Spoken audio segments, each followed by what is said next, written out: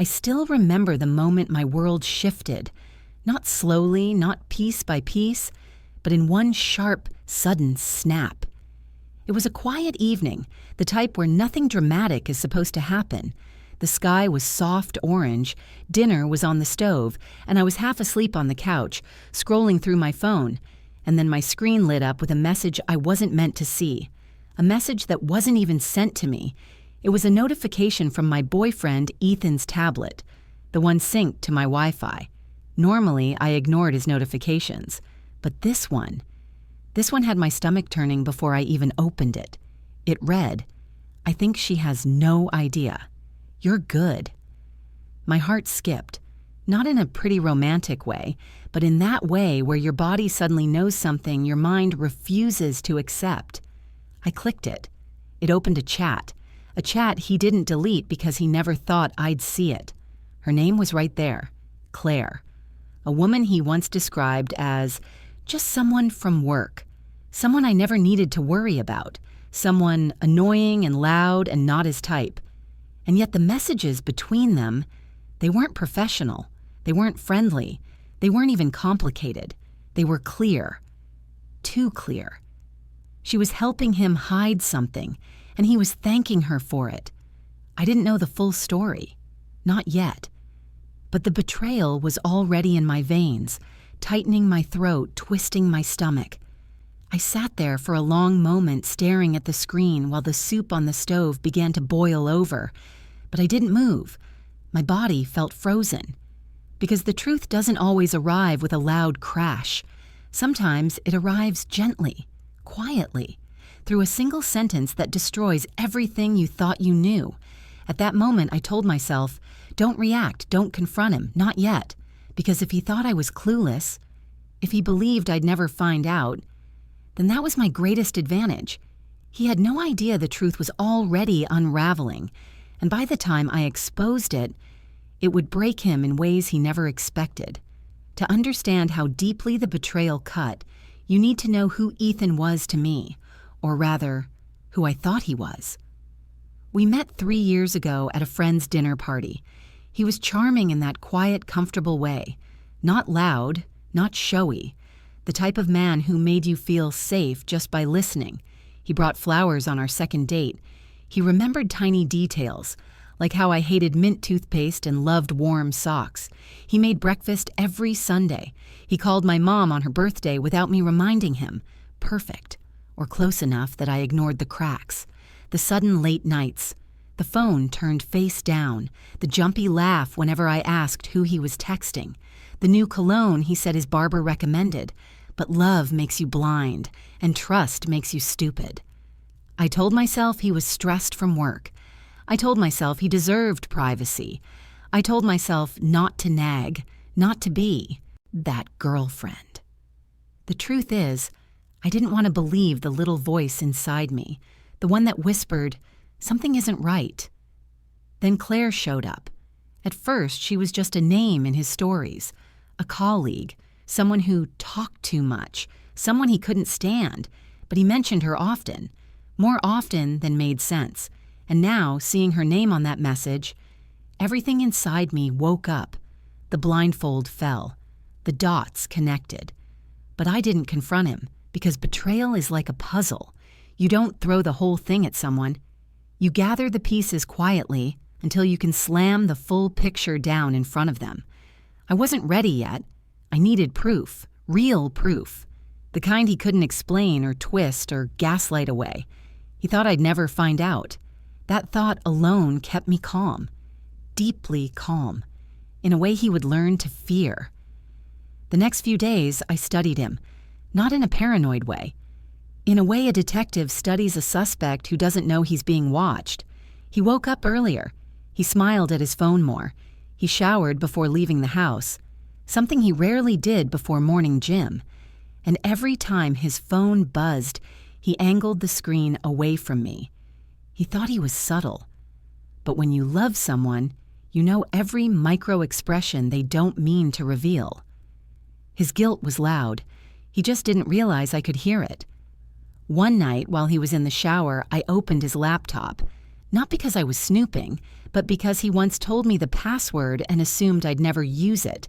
Inside his email, I found it. Not cheating, not romantic messages, something worse.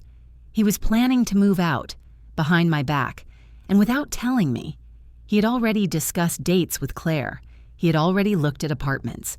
He had already set up a smooth transition plan, and he was planning to leave me stuck with the apartment lease, a lease in my name that I trusted him to help pay.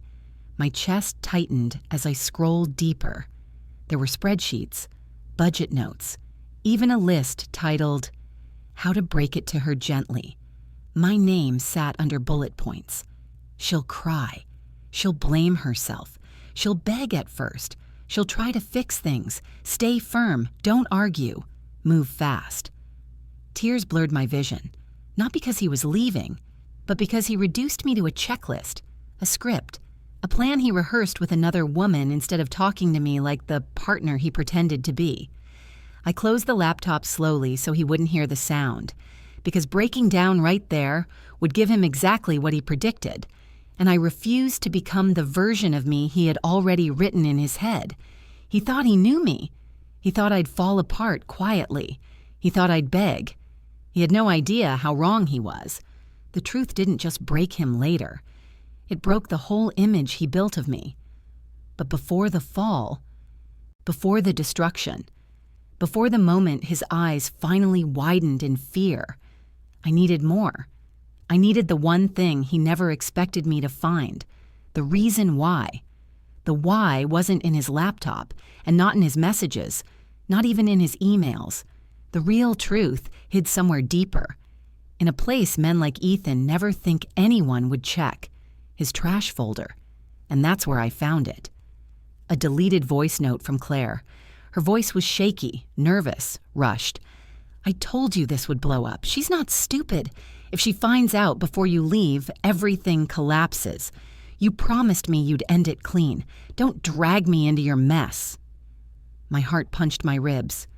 There it was, the truth. He wasn't leaving because he fell out of love. He wasn't leaving because we drifted apart. He wasn't leaving because he was unhappy. He was leaving because he already started something new, a secret relationship with Claire, the woman he swore I never had to worry about. I replayed that voice note 3 times. Every word scraped against my chest. He promised her. He planned with her. He hid everything from me. And worst of all, he wanted to disappear quietly so he would never have to face the consequences. He thought he was clever. He thought he covered every track. He thought he could break me gently and walk away without guilt. But now I knew everything. And the thing about betrayal is this. The moment the truth hits you, something inside you hardens. Something cold, sharp, clear. I didn't cry. I didn't make noise. I didn't confront him with shaking hands and a broken voice. I didn't give him the scene he rehearsed for. I simply whispered to myself, "He thinks I'm in the dark. Good. Let him think that. He's walking straight into his own ending." And with that, the quiet revenge began. But not revenge made of shouting or smashing things. Revenge made of patience, timing, strategy, the kind that destroys a man exactly the way he tried to destroy you, silently. At this point, I had enough to expose him, but not enough to finish him. Not yet. I didn't want a confrontation. I wanted consequences, real ones, the kind that shake the ground under someone's feet without you ever raising your voice. So I began preparing. First, I printed the messages, then the voice note transcript, then the moving out plan where he listed me like a task he needed to check off. I stored everything in a folder titled Insurance. Next, I looked over our lease. He wasn't legally allowed to leave without paying half the penalties. He knew that, but he planned to leave anyway, to move fast, as he wrote while I would struggle to cover the cost alone.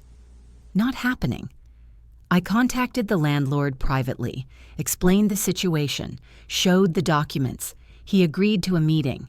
Then I waited.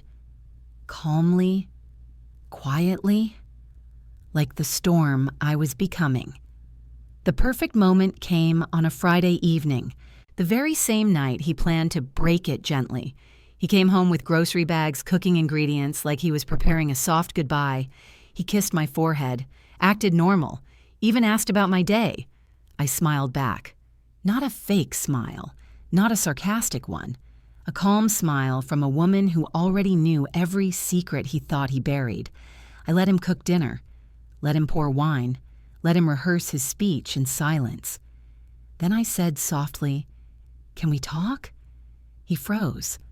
Not because he felt guilty, but because he didn't expect me to speak first. "Sure," he said with that gentle voice he used when he planned to manipulate me. He had no idea I wasn't walking into his script. I was burning it. I placed the folder on the table between us. He looked at it, confused. "What's this?" I didn't say a word. I just opened it to the first page, the chat with Claire. His face drained, then the moving out plan. His hands trembled, then the voice note transcript.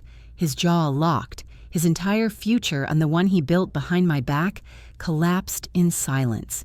He whispered, "Wait, this isn't... I can explain. It's not what you think."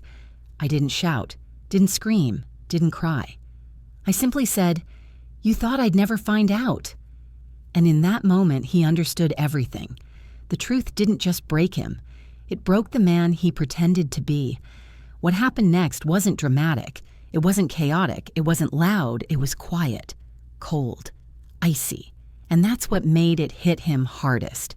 I handed him the lease agreement, explained the penalties, explained the landlord meeting he was required to attend, explained the financial consequences of breaking the contract. His mouth opened, closed, opened again. He was trapped, not by lies, not by manipulation, by his own actions finally catching up. He said, "Please, don't do this. We can fix it." My silence must have scared him more than yelling ever could. He begged. He apologized. He swore Claire meant nothing. He cried. Actual tears rolling down his face. But none of that mattered anymore, because the truth had already destroyed the foundation. I told him simply, "You planned my reaction, but you didn't plan my strength." The next day, we attended the landlord meeting. He tried to charm his way out, tried to joke, tried to lie, but the documented evidence shut him down instantly. He signed the penalty papers with shaking hands. His future apartment plan collapsed. His savings dropped. His confidence shattered. Claire stopped answering his calls, blocked him, cut him off the moment things got too messy. And he stood there alone, the man who thought he could walk away clean. Sometimes karma doesn't knock. Sometimes it sits quietly and watches someone walk into a consequence they built themselves. The house felt lighter after he moved out. Not peaceful yet, but lighter.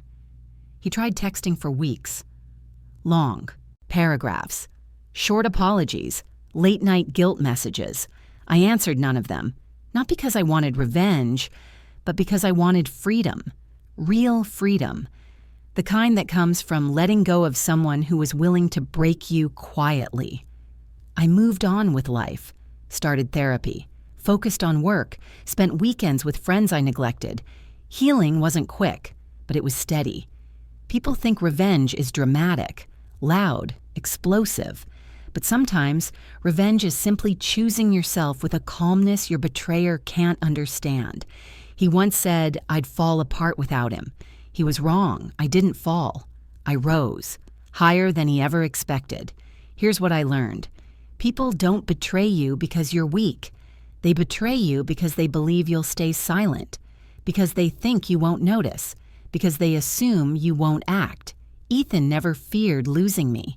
He feared losing control. But the moment I stopped reacting, the moment I stopped begging, the moment I collected the truth quietly, he lost everything. Real revenge isn't chaos. It's clarity. It's dignity. It's choosing not to match someone's ugliness. If you're listening to this, remember, you don't need to shout to be strong. You don't need to fight dirty to win. You don't need to fall apart to show how deeply you were hurt. Sometimes the truth breaks a person more than anger ever could. And sometimes the most powerful thing you can say is nothing at all.